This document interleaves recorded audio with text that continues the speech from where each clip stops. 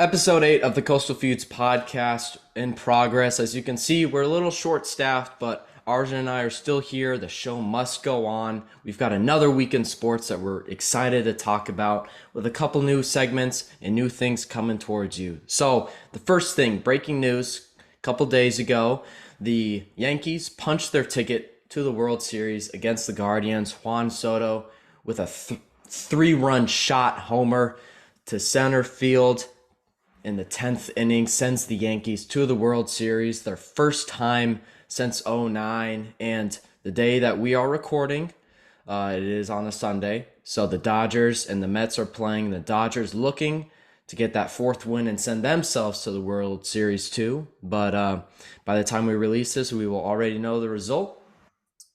But anyway, we're going to jump right into college football, and the game of the week proved to be a game of the week while the score might not reflect how good of a game it was. Georgia versus Texas. Georgia coming up with the W against the number one team in the nation, Texas, 30-15.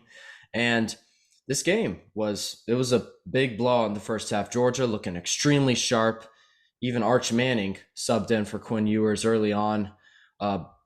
Bulldogs defense looked back to its original form they have been in years prior, really stopping that Texas offense. But in the second half, Texas started to come up. They started to have some really good plays. There was the pick six with a little controversial call that ended up going Texas's way, but the fans were throwing water bottles onto the field. It was just littered everywhere, but ultimately in the end, Georgia overwhelmed Texas. And what are your thoughts on this game, Arjun? Yeah. Start of the game, Texas, which we're not really used to seeing start off very slow. Usually they're the team that strikes first, like you saw in the Michigan game, early in the season, but they were shut out until the third quarter, around like I think 11 minutes to get to play in the third. Is when they first got on the board, but like you said, Arch Manning came in the second quarter, which I personally wouldn't have done, even though Sarkisian was probably just trying to see if he could get a spark going with the offense, maybe the second unit guy, even though he's played majority of the games this year. Maybe he could get something going, but I personally would have kept Ewers in because he is your starter and he was the Heisman favorite at one point in the season. Um, Carson Beck didn't played particularly awful this game. He had three picks and no touchdowns. I remember this. This might have just been his worst career game ever, even though it's probably the biggest game Georgia's gonna have on their resume this year. Trevor Etienne, I'm not gonna say single-handedly won this game for Georgia because their defense was just impeccable. Um, but he carried the offense as well as their kicker, Peyton something. I don't remember his last name, but he was perfect on field goals. So big shout out to the dogs and Texas. If you're a Texas fan, you gotta think to yourself. I mean, this is definitely a little bit scary. I know you have LSU on the road on the schedule. Not sure if it's on the road or not, but I know they have LSU coming up in the schedule, and that's definitely a big game. LSU's looking pretty scary this year. So you really have to sit down and you have to think about it. What just happened on Saturday night? Yeah, It's Nick, post game not good. interview after the game, Kirby Smart was talking with them and saying that calling out all the ESPN reporters and analysts choosing Texas over that game. And he really reflected on just the guys and their like consistency, just ability to overcome adversity and to still be reliable. Because at one point, this Texas crowd was very loud, and then they're down at the 11-yard line after a really good tackle on special teams on the kickoff. And then, Carson Beck was just showing his calmness, drove down the field. Once again, the stats may not reflect, like Booger McFarland said during a halftime, that stats are like bikinis. They show a lot, but they don't show everything. So while Carson Beck did throw three interceptions, it was a really good job of him driving down that field. And Trevor Etienne getting those three touchdowns was huge. But I think the biggest thing was late in the game, Georgia had two defenders ejected for targeting. And it was like within 5 minutes of each other. The fifth-year senior, Dan Jackson, who's starting safety, fifth-year guy, vet on the team, he gets ejected for targeting. And then one of their, I think it was the slot corner, he got ejected for targeting on another big hit. So then you had to put in a freshman for Dan Jackson, and then you had to put in another guy for the slot corner, and just the ability to show Georgia has the depth to still be able to shut out an offense like Texas, even when they're shorthanded with two defenders out because of targeting. So I will be a little interested. I'm not sure who Georgia's slated to play next on the schedule, if you know right off the top of your head, but I don't. I know that both having those two defenders could be impactful because they won't be able to play the first half because those are the targeting rules. But just overall great performance from Kirby Smart's team, just having resilience, trust in each other, and it was just it was a great game. And staying in the SEC, let's talk about Alabama. Their second loss in 3 weeks. Not as bad to Vanderbilt, but I do want to note that Alabama is 0-2 against Tennessee colleges this season. Tennessee, they're not a bad team. They're a great team. I think they're seventh in the AP poll now. I believe they are top 10. So Nico, he did leave the game early, and his backup came in. First pass intercepted to Malachi Moore. So that wasn't the start you wanted, but this guy Samson on Tennessee. I mean, he's getting like almost no attention, but he has been consistently having good yards because it's always been Ashton Jeanty this, Ashton Jeanty that. And I want to give Jeanty his credit. Boise State did have a bye week this week, but he's been on a monstrous run. But Samson has been just, Mr. Reliable. I mean, he may not have like always the best stats, but he's consistently getting touchdowns and good yards. And he really propelled this team to a win. Yeah, I mean, you took exactly what I was about to say. Dylan Sampson, he's a dog. He had two touchdowns, over 130 yards. He was extremely efficient too. I think he did it on 20 some carries. And when Nico went out into the locker room, I'm not sure if you were watching the game, Braden, but he really took the most of the load for the offense, especially with the backup coming in. Uh, but on the other side of things, Alabama, Jalen Milrow, he was not efficient this game. I think he had a little bit. I think he had like 55% completion, but he did have two picks.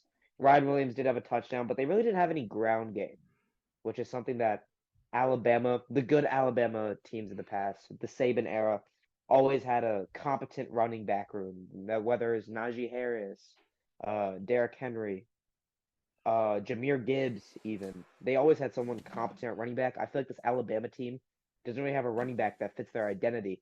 I don't remember who was the running back this game, but I remember not knowing who he was. So I guess that should tell you a lot. But great gritty win for Tennessee, and big ups to the Tennessee fans, and big ups to the Tennessee security guards for letting the fans take out the goalposts. Because I'm not sure, Braden, if you saw, but Yeah. the refs were trying to stop them, and then some Tennessee player just told them to take it, and they took it. So big ups to them.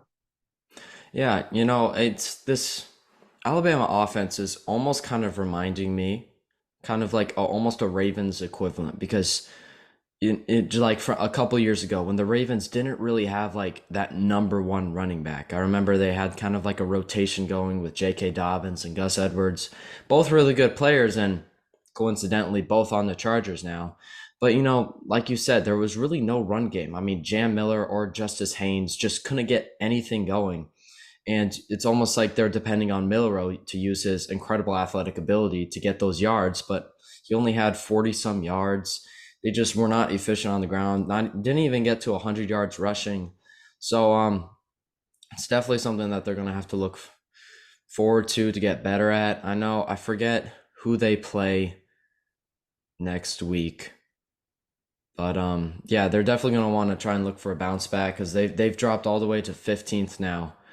And I was looking at the AP poll, and now Texas A&M is ranked higher than Alabama. So That's a crazy world we're living in right now. Post I Saban know. era, It's funny because crazy. like first episode we were talking about how Texas A&M, how they're always ranked. They were ranked 25th to start the season, I believe, and then they just fall out of it, and they're riding 500. But this season they've looked really good. Now they're ranked 13th or 14th now. So Yep. it's nice to see that A&M is finally getting rid of that, I guess, stereotype that they've Yep. accumulated over the past couple of years.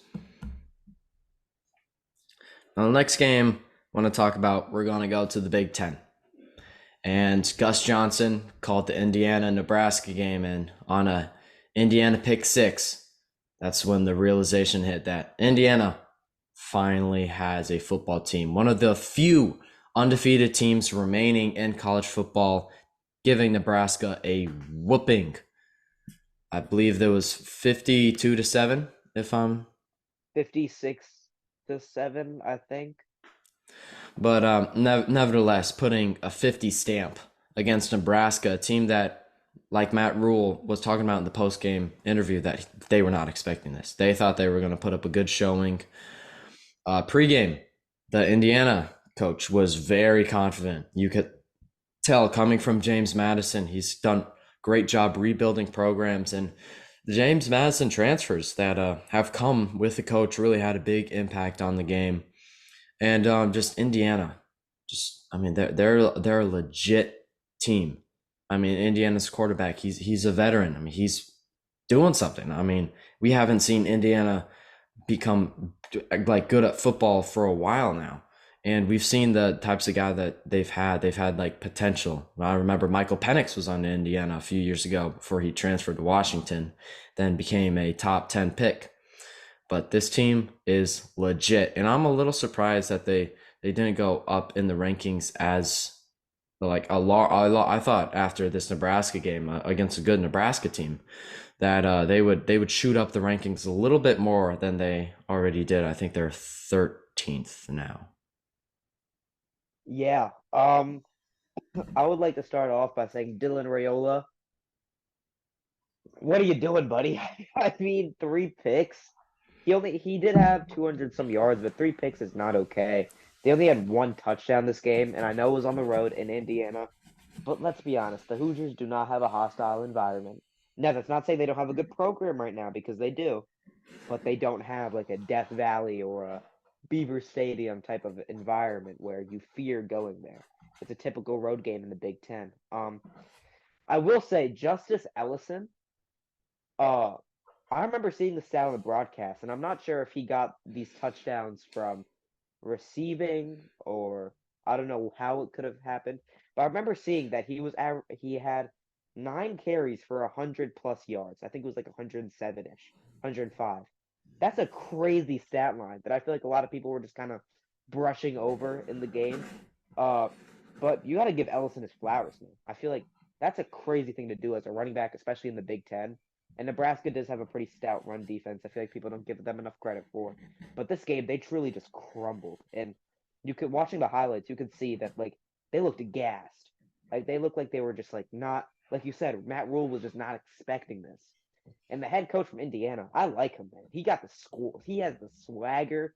He looks like he's trying to bring the Hoosiers back to the like promised land, I guess. They've never been to the promised land, but to the promised land. He's trying to like change the identity of a basketball school, historically a basketball school, to a football school. I mean, Indiana has a potential. I mean, they hosted Julian Lewis. I'm not sure if you've seen this. He's like the #1 quarterback in the class of 2026, I think. And he was on a visit to the Hoosiers preseason. Everybody's like, "What is he doing? Why isn't he at like Notre Dame or USC?" But he's at the Hoosiers, and everybody thought he was crazy. But look what's going now. And I will say, the last quarterback to come out of Indiana was Michael Penix. I'm not saying, well, there was quarterbacks after Michael Penix, but the most notable one was Michael Penix. And I do know that the same quarterback coach is still there for Indiana. So let's see if Curtis Rourke can. I'm not saying anything, but maybe he stays for his grad year. Who knows? Who I'm just saying knows? that kid has potential. Watch him. Yeah, and you were talking about the Nebraska run defense is against Indiana. They gave up their first rushing touchdown of the year, and it's been over 200 so attempts. So, like you said, that this Nebraska defense, it's not just like they're like bottom of the Big Ten. I mean, they're one of the best rushing defenses, not just in the Big Ten, but in the country. And to still have Indiana put a 50 piece on them just really shows the program that Indiana's been building over these past few years, and it's finally blossoming in 2024. Now, the next game I want to talk about is an ACC showdown. Louisville versus Miami. Miami squeaks by, I believe it was 52 to 45. Yeah, I think that's right. Yeah. A high scoring affair. I was watching the game. It was about around halftime ish, before or after, I can't remember, but it was actually, yeah, it was after halftime. Miami gets the ball to start the second half. They take a long drive, like 14 plays, eat up about 6 7 minutes of clock. They go up two scores. They kick it off. Next thing you know, it's a 100-yard return touchdown. Yup. And then the very next Miami drive, they throw a tunnel screen, and the guy runs to the inside, gets the ball punched out. Louisville recovers, marches down the field, gets a touchdown. Bam. 14-point swing in almost no time. And that was a true testament to this game. High scoring affair, electric. Cam Ward was looking like the Heisman contender that he is. And Louisville, just a great showing, but ultimately could not get it done in the end. Yeah, I mean, first off, Cam Ward is just more and more solidifying his case for the Heisman. And I think this year, more than past years, it's more of an actual race instead of just a front run. You got JT, you got Hunter, you have Ward, you have Dylan Gabriel.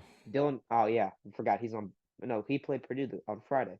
Dylan Gabriel. You got all these guys, right? But Ward right now, he's looking like that guy. I mean, what was the last time Miami had a quarterback other than Tyler Van Dyke, right? It's been a long time for the Hurricanes. I feel like they really got their guy now. But Tyler Show, oh my God, this kid, he he for Louisville, oh my God, I think this is the first time Louisville's been excited about a quarterback since Lamar Jackson. The kid threw up 4 touchdowns, and he threw like 50 times. Like that kid was killing his arm. This game had zero defense. I'm not sure if you watched zero defense, zero special teams. No, it was just like a varsity football team defense versus like 2019 LSU. That's what it felt like. It felt like the offense was just controlling the game the whole time. And I don't remember the receiver for Louisville. I feel bad. This kid, oh my God. He had like 6 catches and 2 of them were touchdowns.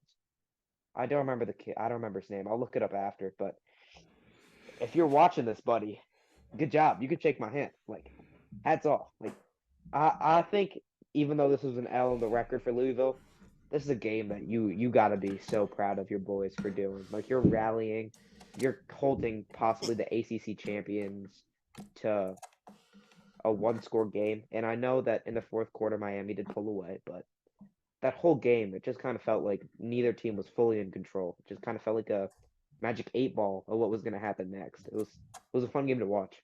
Yeah, I mean, this isn't a surprising showing for Louisville. I remember early in the season, once Florida lost their first game, it was to Georgia Tech. It was like, whoa, the ACC, like this whole thing, it's getting shaken up. We know that Clemson and Miami, they're going to be up there. But then they started mentioning Louisville because at the end of the season, they were doing really good, and they're still doing really good this season. And I want to know the coach. I feel terrible because I forgot his name, but he is known for having one of the most famous interviews of all time. It was an XFL game. Reporters going up to him. He's like, "You got this humongous hit last week. How are you pushing through it?" And he said, "I'll respond to your question with 2 questions. Number one, is this or is this not the XFL? Yes, it is. Question number two, do I or do I not have a pulse? Yes, I do. Let's play football." I mean, that's just a testament that Louisville is seeming to live by. I mean, like you said, the Louisville quarterback balled out. The receivers doing great. They were able to run the ball. The Louisville running back was a former Miami Hurricane. He had a great game too. I think upwards of 100 yards and 1 or 2 touchdowns. So it was just a really great ACC showdown. And, I'm excited to see what both teams will continue to do this season. We're jumping to the NFL now, and some big time injuries happening this week. Deshaun Watson with a non contact ruptured Achilles. He will be out for the season. So that means Dorian Thompson Robinson or Jameis Winston will have to fill in the Browns QB spot for the rest of the season. Another story from last year, Watson going out for the rest of the season with a shoulder injury. Joe Flacco coming in, balling out, but we don't know if that'll be the same story with Dorian Thompson Robinson and Jameis Winston. We saw Robinson was really struggling, 2 interceptions, left the game with an injury. Then Jameis Winston, who was downgraded to the emergency quarterback, came into this game, and he had a late garbage time touchdown to David Njoku, so I know that definitely helped some fantasy owners out there. But the thing I really liked to hear was Jameis Winston, the post game interview he had addressing the Cleveland fans that were actually cheering when Deshaun Watson got injured, and he would just talk about the way that he was raised, that you would never want to do that because that's a serious injury, and you can't just look at these guys as the football players, but you also have to understand that they are people too, and you never want to be morbid and just be happy when someone's at maybe one of the lowest points of their life, because Watson has been getting so much scrutiny. He's had the world against him. He's done some things that I believe he regrets, some bad decisions. He's had injuries, sitting out for years, and now just a ruptured Achilles. And it's a hard injury to come back from. We've seen people do it, but it's going to be a long recovery process for that in the Browns, and the Browns going down the wrong path this season. Playoff team going 10-7, and now they're sitting at, I believe, 1-5 now. So definitely not a good look. And I don't know if Kevin Stefanski will really be on the hot seat, because we know that he got Coach of the Year, but this Browns team has just really been struggling this season. Yeah, I mean, prayers up to Watson and his family and all his loved ones. Wishing for a speedy recovery. But on the other side, I mean, you got Jameis Winston as your backup quarterback. You're fine. I mean, you don't have a Desmond Ritter or Cooper Rush. I love you, Cooper, but not needed. You don't have Jake Fromm. You don't have any of those guys. You got the W eating machine. You got Jameis Winston. Now, you guys are still gonna tank. I believe that. You're paying Deshaun Watson all this money to to to do nothing. So, but man, I don't really have anything to say, honestly. I mean, prayers up to Deshaun Watson, the Browns, our organization. Y'all got to figure it out. Nick Chubb's coming back in a few weeks. He's back. Oh wait, seriously? Yeah, he had a touchdown in his return today, which when this video will probably get released, it'll be about like 4 or 5 days. Gotcha. Well, I'm gonna trade for him on fantasy. Thank you for that. But yeah, I got nothing. I'm gonna be honest, man. I got nothing. I know, yeah, Jameis Winston, he's been famous for his pregame speeches, the eating up the W. But we know that I also love the quote he had preseason. He said, you can knick knack this that patty whack, give a dog a bone. Deshaun Watson is gonna turn it on when the lights go on. It's like, oh dang, I just rhymed. So we definitely know that Deshaun Watson, that's a big loss for the Browns. But Jameis Winston is definitely an emotional leader. He'll get the juices flowing. He'll kind of be maybe a meme machine, kind of like Will Levis has been this season. But we'll see if he can, if he does start, if he can, turn this Browns season around. And another major injury, 49ers, Brandon Ayuk.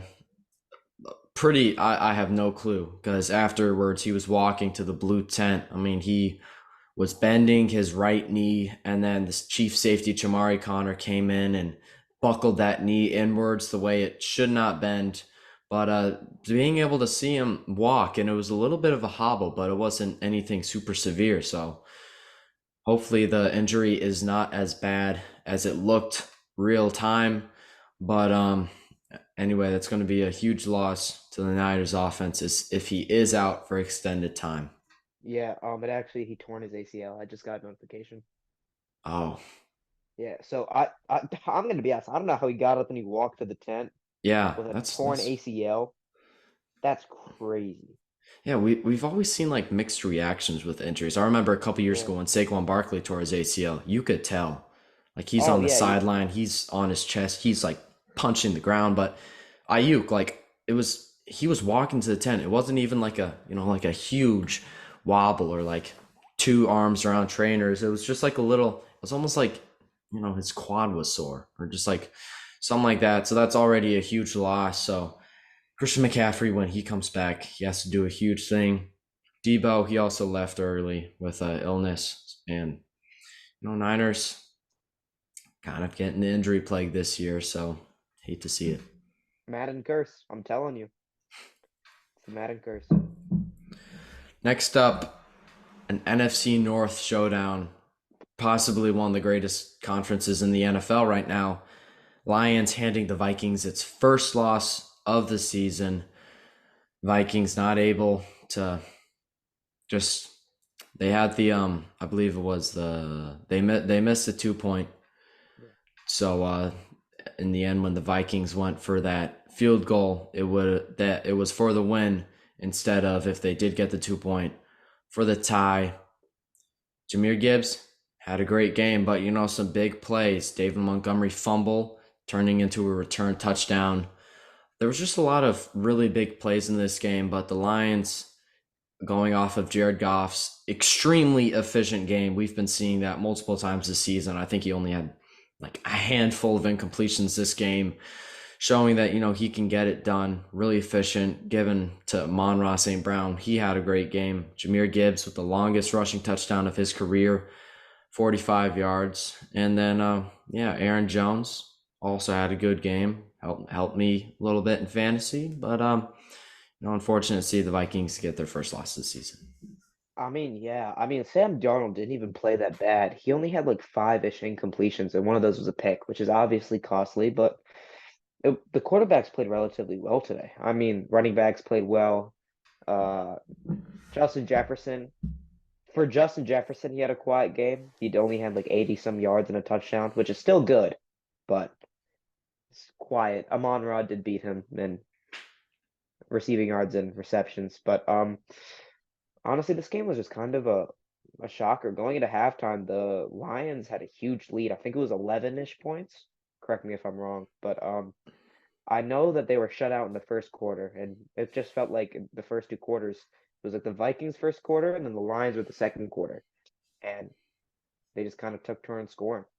And then down the stretch, like you said, the failed 2 point from Sam Darnold was super, super important, especially with oh shoot, I think it was Ivan Pace Yeah, had the Ivan Pace. fumble. He had the return Fumble, is touchdown. that Yeah. right? Yeah, yeah. Oh my God, that guy was hauling. I mean, uh yeah, and Will Riker, kicker for Minnesota, also had a pretty good game. So I know this is, if Charlie was here with us, he would be heartbroken right now because the unbeaten streak for the Vikings has come to an end. But it's a tough one, tough pill to swallow if you're a Vikes fan.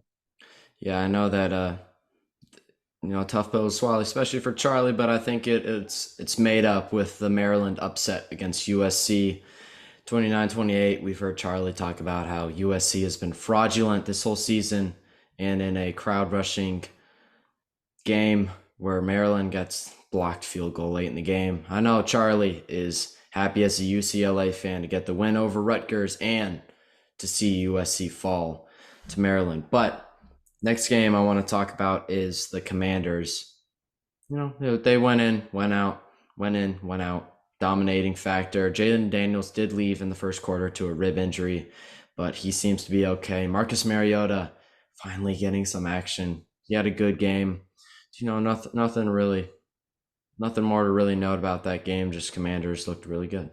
And Bryce Young is gonna get his job back because Andy Dalton, you suck, man. I mean, less than 100 yards, and I think he had two picks too. Yeah. Is that right?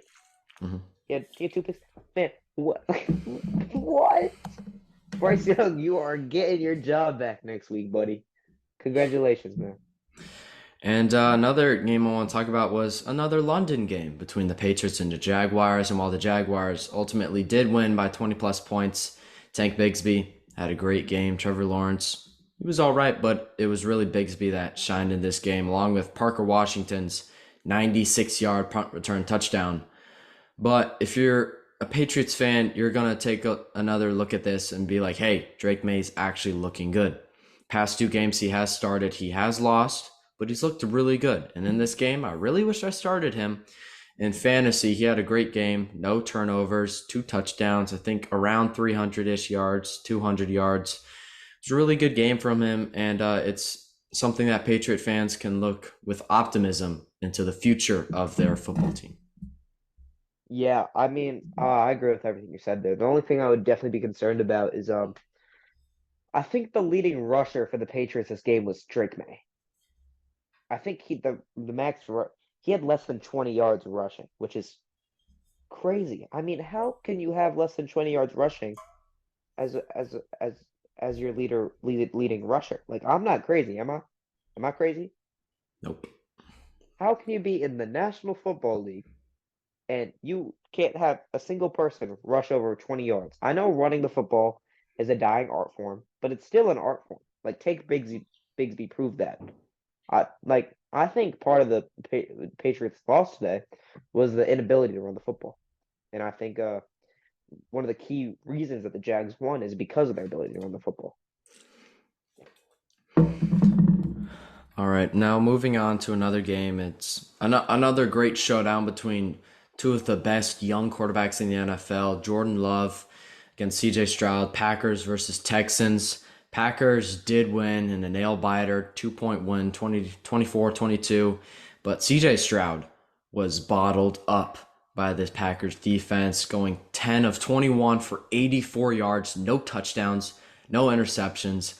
I feel bad for everyone that started him in fantasy, but just they shut Stroud down. But Joe Mixon had a great game, over 100 yards, couple touchdowns, but in the end, not enough. Jordan Love, 3 touchdowns, 300 yards. He had a great game. Yeah, that's basically everything I was gonna say. Jordan Love did have a pretty good game. I think he had a pair of picks though, so it's really all you can really say, honestly. And then we talked a little bit about the 49ers, but the Chiefs beat the 49ers. Arjun, I know you didn't think that the Chiefs were going to win, but Patrick Mahomes, kind of with an ugly stat line, manages to squeeze it out. 2 picks, 1 rushing touchdown, 170 yards passing, 12 points in fantasy. I started him, so it wasn't great, but it also wasn't like a bust game.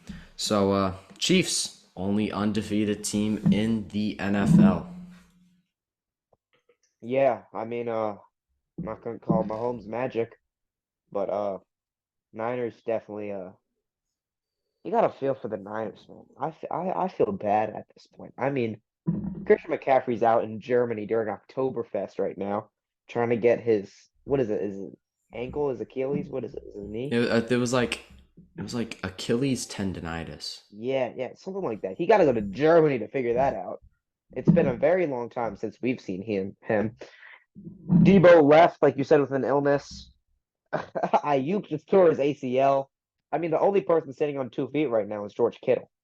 Uh, so you got to feel for Shanahan. It feels like the kryptonite of the Niners is just the Chiefs. In all honesty, I feel like they just can't get over that hump of the Chiefs. The Chiefs are just like in their dreams and their nightmares. So gotta feel for them, man. Gotta. I do want to shout out Ricky Pearsall making a Yep. return 50 days after he was shot clean through the chest. We're seeing players come back from bullet wound injuries like Brian Robinson last year. Now Ricky Pearsall this year. Definitely not a trend that we like to see, players getting shot, but it's amazing the rehabilitation process that these guys are going through to get back on the field so quickly. And with the Ayuk injury, Pearsall coming back just in time because Niners desperately need a playmaker. And McCaffrey was on the sideline for this game. He's not out in Germany caravanning around with his German physician eating schnitzel and going to whatever he wants to. But Niners just getting hit with the injury bug once again. Yeah. We've got a brand new segment coming up. We're going to be doing a draft, an Oklahoma drill draft. It'll just be between me and Arjun. So the format is going to be Oklahoma drill has 2 blockers, 2 defenders, 1 ball carrier, and then like a linebacker type guy. We're going to be doing a snake draft type style. We're going to start with Arjun, and we're both going to be drafting guys for both sides of the balls. And make sure to let us know down in the comments who you think will win this draft. So Arjun, with the first pick in the Oklahoma drill draft, who are you selecting? Okay, this is going to be a biased pick, but I'm not sure if you have seen his college film in practice with an Oklahoma drill style play. As soon as I saw that this was going to be on the board of topics that we're going to cover for this, I immediately knew who the 101 was going to be. It's Saquon Barkley. I'm not sure if you've seen it. He in a literal Oklahoma drill, he has juked out two defenders and then a linebacker in which he hurdled over him and then he just gunned it straight down. I mean, sure that was a couple years ago, but now he's better than ever. And I feel like, in my opinion, that's the clear 101. All right, well, I'm going to follow suit, and I'm also going to choose a ball carrier. I think it's really no option that in an Oklahoma drill who you want on your side. I'm choosing Derrick Henry, Oh my the gosh. 240, 50-pound bruiser. I mean, he's not just a bruiser running back, he's fast too. So when you give him a 5, 7 yard head start, one on one with a linebacker, I'm pretty sure who I know I'm going to be choosing in that matchup multiple times. And to follow that up, the guy blocking for him, I'm going to be choosing Trent Williams Ding, ding, of ding, the ding. 49ers. He just recently got ejected for punching, but Oh my god. we know that he's definitely got that physical mentality. And in an Oklahoma drill, you want a guy that's willing to keep pushing after the whistle, get down and dirty, and just continue to push block with this vicious, mean attitude that Trent Williams has. So I think I've set myself up pretty nicely. Who you got, Arjun? Well, that's not great because Trent Williams was who I was gonna pick. But the lineman that I think is the second best lineman in the league, who I feel like hasn't gotten enough credit in a couple of years because he was injured past 2 years, but this year he's balling out, and it's Zach Martin. Zach Martin, I feel, no matter who you pick as a lineman or whoever your linemen are, you're probably gonna have a beefy boy, a beefy big boy, and Zach Martin specializes in stopping those guys, and I think that's a great pick. And in the next pick, okay, hold on, let me check my draft board. Hold on, let me check my draft board. Okay, so you How much got, time? How much time do I have on the clock? I don't know, like 40 seconds, I guess. Okay, let me pull up the Google So Doc. you got Barkley, and then you got Martin blocking for him. And do you want to pick a defender or a I'm second picking a lineman? defender. All right. I have a question though, because I have a pick right now. Is it them in their prime or is it their current? It's got to be like a current player right now. No, but like it could be a current player, but like them in their prime, or is it just current, like right as of right now? Just current, just as of Ah, right dang now. it. Okay, because I was gonna say Bobby Wagner, but oh man. Okay. Okay, then I'm gonna go for a little bit of an unorthodox pick on my draft board. He's probably gonna be available late. I'm gonna be taking Vita Vitamin. I feel Oh, like that. that's I feel like when I think of big boy D tackles and one that could possibly bottle up Derrick Henry and not let him get into the second level, it's Vita Vitamin. Vita Vea, for all of you who don't know, Tampa Bay D tackle out of Washington, but that's a big boy right there, and and if he needs to, he can track him down if he needs to. okay. So I think with my second pick, it's gonna be something a little unorthodox, but I think that I just want uh I'm going to be choosing like my kind of like linebacker type guy, not someone that's down in the 2 point stance, but I think who I'm going to choose it's Miles Garrett. Because if Oh, I'm saying, because Miles Garrett is a physical specimen, he's a freak of nature. So if he's in a full speed, Saquon's in a full speed, 1 on 1. I mean that's going to be a collision of two gladiators. So I'm gonna be taking Miles Garrett as my off-ball guy, and then for my I'm gonna choose my second offensive lineman, and I think I'm gonna go with one of the one of the best guards in the Say it. NFL, Quentin Nelson Go, of the go, go. Colts. Having Quentin Nelson up there, he's consistently been that good of a guy ever since his Notre Dame gaze. Oh, Oh, Notre wow. Dame days. There we Um, go. Trent Williams, Quentin Nelson blocking for Derrick Henry. I'm gonna take that matchup 10 times out of 10. All right. Well, in order to block Miles Garrett, because I know for a fact Zach Martin is not going to be able to block Miles Garrett, I'm going to be taking the man who bottled up Miles Garrett last year. Give me Lane Johnson. Yeah. Yeah. With Saquon in the backfield, that's that chemistry. Eagles chemistry. Sure, I'm a Cowboys fan, and sure, I have divisional rivals right now, but that's chemistry. And then for my safeties, oh, not a safety, linebacker, right?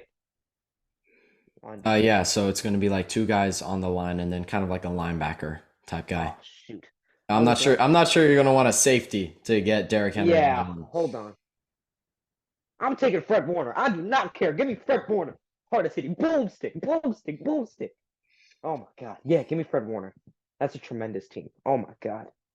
Okay, so you chose Lane Johnson, then Fred Warner. So I just have my two linemen left, and I'm going to be going with. Let's see here. I'm gonna be going with Chris Jones, one of the best pass rushing D tackles in the entire league. I think he'll be able to get off Zach Martin or Lane Johnson, and I think he'll do some damage. And just because he has like such good like pass rush moves, because he's a defensive tackle and they put him on the outside. Are Like, you are you seriously trying to tell me that you think Chris Jones is getting past Zach Martin? I mean, I think they could. I mean, it's two All Pro Oh my guys. God. It's Oh two my it's God. two All Pro guys going against each other, and I think Chris Jones will win some matchups. I'm not saying all, Oh, but okay. then Okay. my second pick.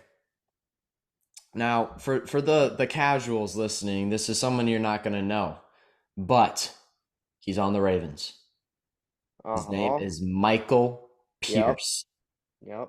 Another nose tackle. Arjun, you took the best nose tackle in the league, Vita Vea. Yep. I'm taking the second best nose tackle in the league, Michael Pierce.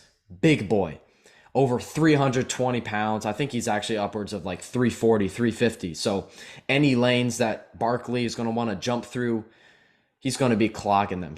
I mean, he could take up the entire thing. I mean, a double team is pretty much what you're going to need to get through him. But if you put him one on one and he sheds the block, Barkley is going to have to run 17 feet to the left to try and get around him. So that's my team. How are you going to Okay. answer? Well, so you took the three defensive linemen that I was looking at. In total, the four defensive linemen on my board. You took two of them. I have one of them. But the last one that I'm surprised you didn't take, you took Michael Pierce and Miles Garrett. But I'm surprised you didn't take Nick Bosa to deal with Vita Vitamin. Oh my God. Oh my God. I have a purely NFC team. NFC team of demons. Oh my God, we got Vita Vea stuff in the middle. Pause. And then Nick Bosa on the other side. And he's gonna wrap around. He's gonna bring Derrick Henry down. Hopefully. Hopefully. We pray. And if that doesn't happen, Fred Warner, boom! Boom! Boom! Knock him out. Boom. Boom. Yeah. I'm not sure Fred Warner's going to knock out Derrick Henry because I think Derrick Henry has 15 pounds on him We hope. of of all muscle. So unless he's going to dive for his kneecaps and try and tear all of his MCL, PCL, LCL, ACL, then I don't think that's the case.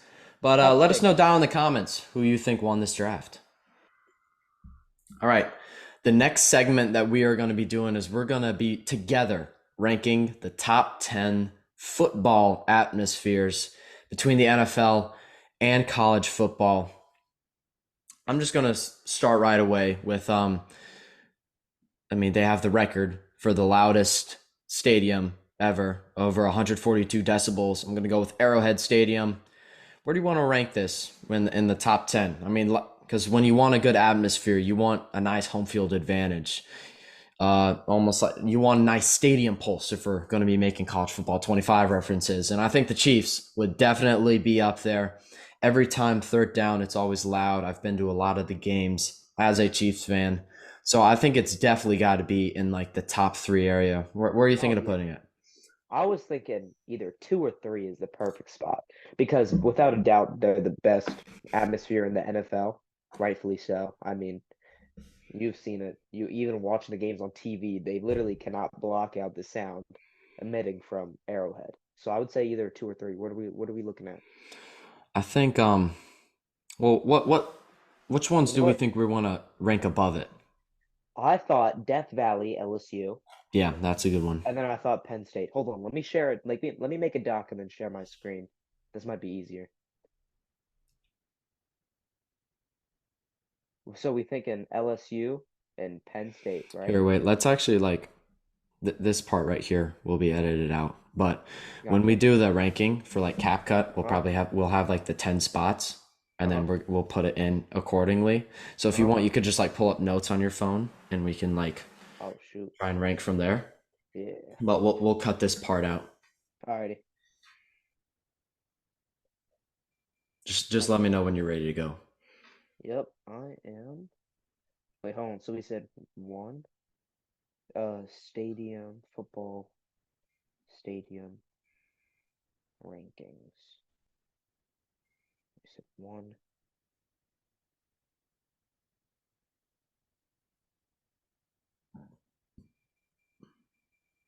All right. So what do we want to put Arrowhead at? Oh wait. Do you want to do a pause and then start? Yeah, we'll do a All right. pause and then start. Okay. So you already mentioned Death Valley, Penn State as a buy. I mean, we're both chipping in our own teams, but I honestly kind of now that I think about it, if when you go into an atmosphere, you really want that home field advantage, and you want your fans to be loud. So I think this stadium has the loudest fans. They show up no matter what, even against the Dolphins in that AFC wildcard game when it was the third coldest game in NFL history. There were people that went to that game and died afterwards because of frostbite. And it was still loud. You know, it just shows the commitment of the Chiefs fans. And I think it's just a really great atmosphere. So I kind of want to put this up at one. I'll settle for 2. I'll settle for Well, 2. okay, we'll put it at Just two. do you know why I'm put at 2? Okay, I who do you? believe that they have some of the most dedicated fans, but it's only because of stadium capacity. That's the only issue. They're under 100,000. That's the only Okay, issue. all right. So Arrowhead. okay, let's. What do we want to put at five? Or not? Sorry, not five. At At, one. oh, at 1, I say it's either Death Valley or Penn State. I kind of want to almost put Penn State because those whiteout games are just they're just a different story. Because I mean, when the entire stadium is whiteout, I remember they forced like a timeout. Remember a couple years ago, the Chiefs have Michigan. also done that, but once again, that is capacity. Penn State, one of the biggest stadiums in college football. Yeah, I think we're the fourth largest stadium in the Western Hemisphere, which is kind of crazy to think about. Yeah, so I mean, I think that's an acceptable. I think we could put Beaver Beaver. Stadium at one. And then do we say LSU is 3? Okay, Death Valley. let's think of the other ones because We have Death Valley, well, Death Kyle Valley, Field. Arrowhead. Yeah, Oh, yo, Kyle. Kyle Field. We'll talk about Kyle Field. I mean, it's literally home of the 12th man. Uh-huh. Do you think it would be harder to play at A&M or LSU? LSU. You think it's LSU? Okay. I mean, have you seen like that night games at LSU? I mean, like Yeah, those ones that that is they're really crazy. electric. Okay, so do we want to put LSU at three and then Kyle Field at four? I like that. Yeah. Okay, and then for five, do we want to stay college football? Because I know that I feel like we should put some respect on Lumen Field, the Seahawks stadium, because yeah, before the Chiefs, they held the record, and they yeah, were screaming something like, yeah, they got like the earthquake with the beast "Uh-huh." mode run against the Saints. Yeah, I think we could put that. I would say we could put that like 7 or 8. I think that we could probably. I think we'll like put that in the back and then we'll kind of work our way down. Do we want to put I feel like we should put like Heinz Field or like Lambeau Field at like Heinz Field. 5, or maybe Yeah. the Bear Stadium. It's like the oldest in the NFL. Soldier Field. Yeah, Soldier Field. Um, Soldier Field is good, but I feel like that it doesn't have the environment. yeah, I think we got to put Lambeau or Heinz. I I think feel like it. Lambeau. You think Lambeau? Uh-huh. Because just the historic aspect. Yeah. I Like mean, when you you could, go to Lambeau, I feel like Lambeau Field, like but I when mean, you you also definitely think go about up like there. Heinz with the terrible towels, and you look up, you just see yellow swirls around the whole stadium. I mean, those Oh are my like some of God, the most loyal fans too. that is true. I think All right, we I think we go Steelers, Packers. okay, yeah. So we go Heinz Field at 5, Lambeau Field at 6. Um, who else? Uh, I feel like we got to add a bunch of college teams because I feel like college has more of an atmosphere yeah. than Okay. NFL. Are there any I other? think I think the Swamp, Yeah. FSU. Not really. The swamp hasn't really been in recent years, but like when Florida was good in like the 2000s, that scary place. I Scary think place. U of SC, South Carolina, Yeah, South Carolina's really good too. extremely slept on. And then going out west, Oregon. Or oh, you need to see the clips. Oregon has, I think they have like the best capacity to decibel ratio in all of college football. Like it's crazy how loud Autzen gets. Okay. So we want to save Lumen Field, or do we just want to shelf I them? feel like, I feel like they're on 11 at this point. Yeah, okay. We'll shelf Lumen. We'll fill it out with college. Okay. Do we want to do like Virginia Tech just because of like Enter Sandman? But like after Enter Sandman, what happens? Yeah, not really. Yeah, we'll probably leave that. For intros, they're probably top three, Yeah, probably definitely. two, or maybe Definitely. one. Yeah. Uh, Um, are there any Big Ten schools? Like Nebraska, maybe? when you think about it, Ohio State comes up. Like that's the first thing I think Yeah. about. But when you like Ohio State, God, I'm gonna get so much hate for this. I feel like they don't have a great environment. I don't know. I feel like Iowa night games. Yeah. I remember when Penn State Iowa used to be like a rivalry back in like 2016 to like 2019. They would play night games, alternating Yeah. stadiums. Night games. What's it? Connect Stadium. Yeah, Kinnick Stadium. Oh my God, with the Children's Hospital, that was a Yeah. crazy environment, bro. Also, probably my favorite college tradition is waving to the Children's Hospital in all of Yeah. sports. Yeah, doing So that it's awesome. I think Especially we when you put, yeah, I think we put Connect 9 or 10. okay. All right, let's think.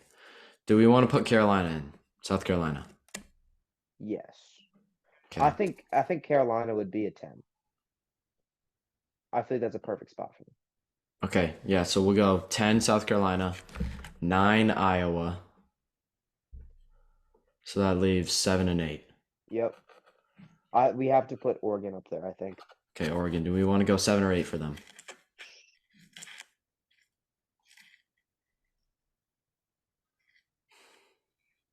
Flip a coin. I mean, who would the other option be if we're doing Oregon at 7 or 8? And then we talked Oh, about so bad. West Virginia? mm, Nah. I don't think so.